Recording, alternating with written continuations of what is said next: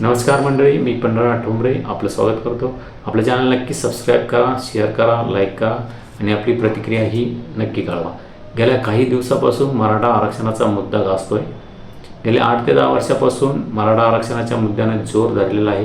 ठिकठिकाणी मोठी आंदोलन झाली आणि गेल्या 2 वर्षापासून मराठा आरक्षणाचे जे प्रमुख आहेत मनोज जरांगे पाटील यांनी हे आंदोलन हाती घेतलं आणि गेल्या 2 वर्षात त्यांनी मोठा न्याय मराठा समाजाला मिळवून दिला. हे संपूर्ण राज्याने बघितलं.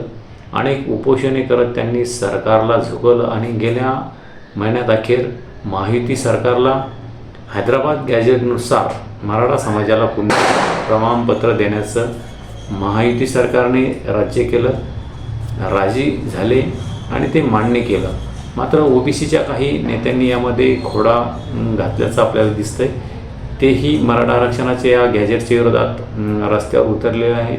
अनेकांनी याचिका दाखल केली आहे, मात्र तीही याचिका न्यायालयाने फेटाळलेली आहे.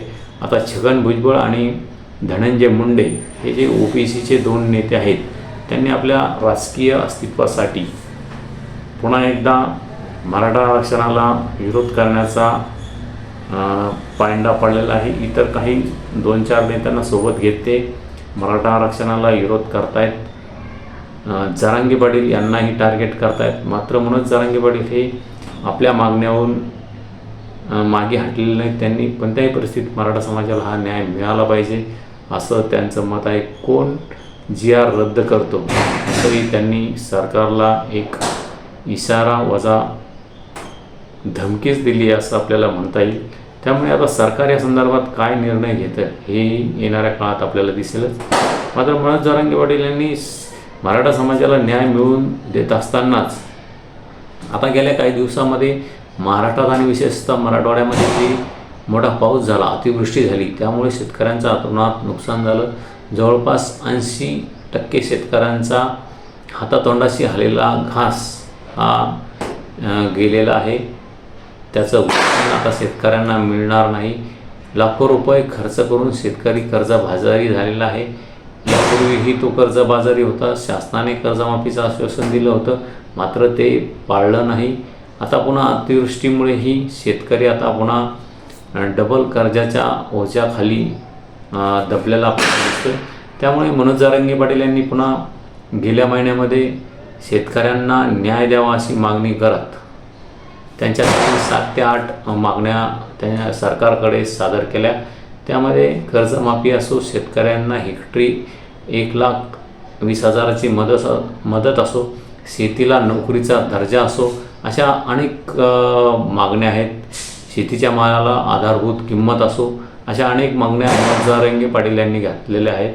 आणि जर या मागण्या येत्या काही दिवसात पूर्ण झाल्या नाही तर आपण सरकारच्या विरोधात रस्त्यावर उतरू असा इशारा दिलेला आहे. राज्य पातळीवर एक बैठक घेऊन पुढील आंदोलनाची दिशा ठरवली जाईल असा इशारा त्यांनी दिलेला आहे. आणि आता नुकतंच मी माध्यमाशी बोलतानाही सांगितलं, जर शेतकऱ्यांना मदत मिळाली नाही तर शेतकऱ्यांचे शासनाचे कपडे फाडल्याशिवाय आपण शांत बसणार नाही असा एक इशारा त्यांनी दिलेला आहे. त्यामुळे आधी मनोज जरांगे पाटील हे जातीसाठी लढले आणि आता मातीसाठी लढतायत, शेतकऱ्यांच्या प्रश्नासाठी लढतायत. अशी परिस्थिती आता असून मनोज जरांगे पाटील हे शेतकऱ्यांच्या प्रश्नावर आक्रमक झाल्याचं पाहावयास मिळतं. त्यांनी शासनाला एक जोरदार असा इशारा दिलेला आहे. शासनाने जर तात्काळ शेतकऱ्यांना कर्जमाफी आणि मदत जर केली नाही तर आपण शेतकऱ्यांच्या माध्यमातून शेतकऱ्यांच्या आंदोलनाच्या माध्यमातून आपण शासनाचे कपडे उतरवल्याशिवाय, कपडे फाडल्याशिवाय राहणार नाही असा एक जोरदार इशारा मनोज जरांगे पाटील यांनी दिलेला आहे.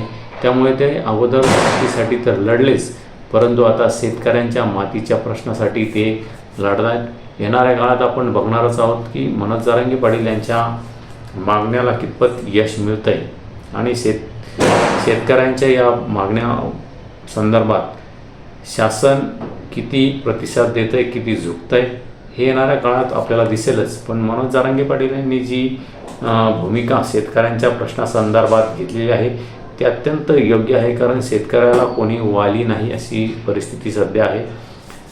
शेतकऱ्याचा केवळ निवडणुकीमध्ये मतदानासाठी उपयोग करून घेतला जातो, मात्र तो संघटित नसल्यामुळे शेतकऱ्यांचे प्रश्न वर्षानुवर्ष कायम असल्याचं आपल्याला दिसतंय. आता मनोज जरांगे पाटील यांनी शेतकऱ्यांच्या प्रश्नावर आणि शेतीसाठी लढण्याचा निर्णय घेतलेला आहे.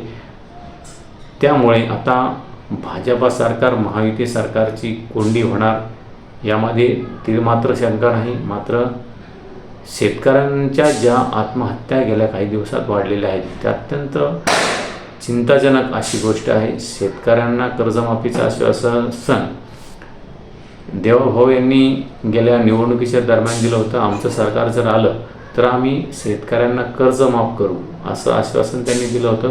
मात्र 1 वर्षाचा कालावधी लोटल्यानंतरही शासनाने कर्जमाफीचा निर्णय घेतलेला नाही आणि त्यांचे मंत्री त्यांचे आमदार जे काही स्टेटमेंट करतायत आणि ते स्वतःही जे स्टेटमेंट करतायत त्यावरून सध्या तरी शेतकऱ्यांना कर्जमाफी देण्याचा विचार देवाभाऊ सरकारचा नाही. त्यामुळे शासनाच्या या भूमिकेमुळे शेतकरी कुंडीत सापडलेला आहे, दररोज आत्महत्या करतोय आणि गेल्या दसरा ते दिवाळीच्या दरम्यान या आत्महत्या वाढल्या. आता दिवाळीला तरी मदत मिळेल अशी अपेक्षा शेतकऱ्यांना होती, मात्र ती ही मदत शेतकऱ्यांच्या खात्यावर जमा झालेली नसल्याने शेतकरी आक्रमक झालेला आहे. अनेक शेतकऱ्यांच्या आत्महत्यामध्ये पुन्हा आता वाढ होण्याची शक्यता आहे, कारण दिवाळीचं जे आश्वासन शासनाने शेतकऱ्यांना दिलं होतं ते पाळलं नाही, कर्जमाफीचंही आश्वासन दिलं होतं ते पाळलं नाही. त्यामुळे शेतकरी आता कमजोर झालेला आहे, कमकुवत झालेला आहे. शासनाने जो शेतकऱ्यांचा विश्वासघात केलेला आहे त्याची परतफेड आता शासनाला करावी लागेल असं चित्र आहे. आणि मनोज जरांगे पाटील यांनी जे शेतकऱ्यांच्या पाठीशी उभे राहून अगोदर जातीसाठी आणि आता मातीसाठी शेतकऱ्यांसाठी लढण्याचा जो निर्णय घेतलेला आहे तो अत्यंत योग्य असून त्यामुळे शेतकऱ्यांना न्याय मिळेल अशी अपेक्षा आहे असं सध्या तरी चित्र दिसतं. कारण मनोज जरांगे पाटील यांनी मराठा समाजाला जवळपास आरक्षण मिळवून दिलेलं आहे. अनेक विरोध होत असतानाही मराठा समाजाला आरक्षण मिळवून दिलं. आता शेतकऱ्यांचे जे ही प्रश्न आहेत, शेतकऱ्यांच्या मालाला किंमत नाही, ती किंमत मिळाली पाहिजे, उत्पादनानुसार खर्चानुसार ती किंमत हवी आहे. आणि दुसरीकडे कर्जमाफीचा एक जे आहे मुद्दा तोही अत्यंत महत्त्वाचा आहे. अनेक शेतकरी कर्जबाजारी झालेला आहे. मोठ्या उद्योजकांना जर कर्जमाफी होत असेल तर शेतकऱ्यांना का नाही असा सवाल उपस्थित होतो. त्यामुळे शेतकऱ्यांनाही ही कर्जमाफी झाली पाहिजे अशी शेतकऱ्यांची मागणी आहे. येणाऱ्या काळात देवेंद्र फडणवीस यांना मनोज जरांगे पाटील हे कोंडीत पकडताय का? आणि मनोज जरांगे पाटील यांनी शेतकऱ्यांचा प्रश्न जो मार्गी घेतलेला आहे, हाती घेतलेला आहे, त्यांच्या पाठीमागे सर्व जाती धर्माचे शेतकरी हे उभा राहतील का? आणि मनोज जरांगे पाटील यांनी शेतकऱ्यांच्या मातीचा प्रश्न जो हाती घेतलेला आहे त्याला तुम्ही सर्व जाती धर्माचे शेतकरी पाठिंबा द्याल का? आणि मनोज जरांगे पाटील यांचा मुद्दा हा योग्य आहे का? त्यांच्या मागणीला यश मिळेल का? या संदर्भात आपली प्रतिक्रिया नक्की कळवा. आणि तिकडे बच्चू कडू प्रहारचे जे अध्यक्ष आहेत त्यांनी शेतकऱ्यांच्या प्रश्नावर आक्रमक भूमिका घेतलेली आहे. गेल्या काही दिवसापूर्वी त्यांनी उपोषणही केलं होतं, मात्र शासनाने त्यांना त्यावेळी आश्वासन देऊन त्यांना उपोषण घेण्यास भाग पडलं.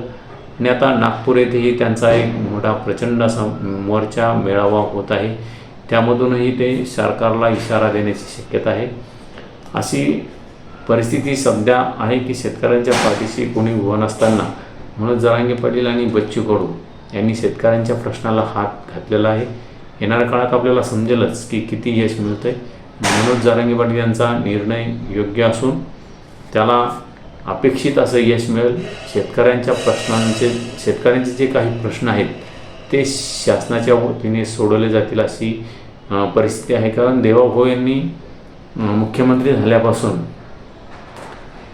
शेतकऱ्यांचे जे प्रश्न आहेत ते पेंडिंग ठेवले आहेत असं म्हणता येईल. कर्जमाफीचा असो की पूर परिस्थितीमुळे जे नुकसान झालेलं आहे त्याला मदत जरी जाहीर झालेली असली तरी ती आत्तापर्यंत मिळालेली नाही. ती मदतही मिळाली पाहिजे, ते देतील अशी अपेक्षा आहे. आणि कर्जमुक्तीचा प्रश्न जो आहे तोही मार्गी लागेल असं चित्र आहे. आता पुन्हा एकदा मनोज जरांगे पाटील या लढ्यामध्ये उतरले. येणाऱ्या काळात आपल्याला दिसेलच की शेतकऱ्यांचा प्रश्न मनोज जरांगे पाटील हे सोडतील का. या संदर्भात आपली प्रतिक्रिया नक्की कळवा. धन्यवाद. थांबतो. आपलं चॅनल सबस्क्राईब करा आणि प्रतिक्रियाही कळवा.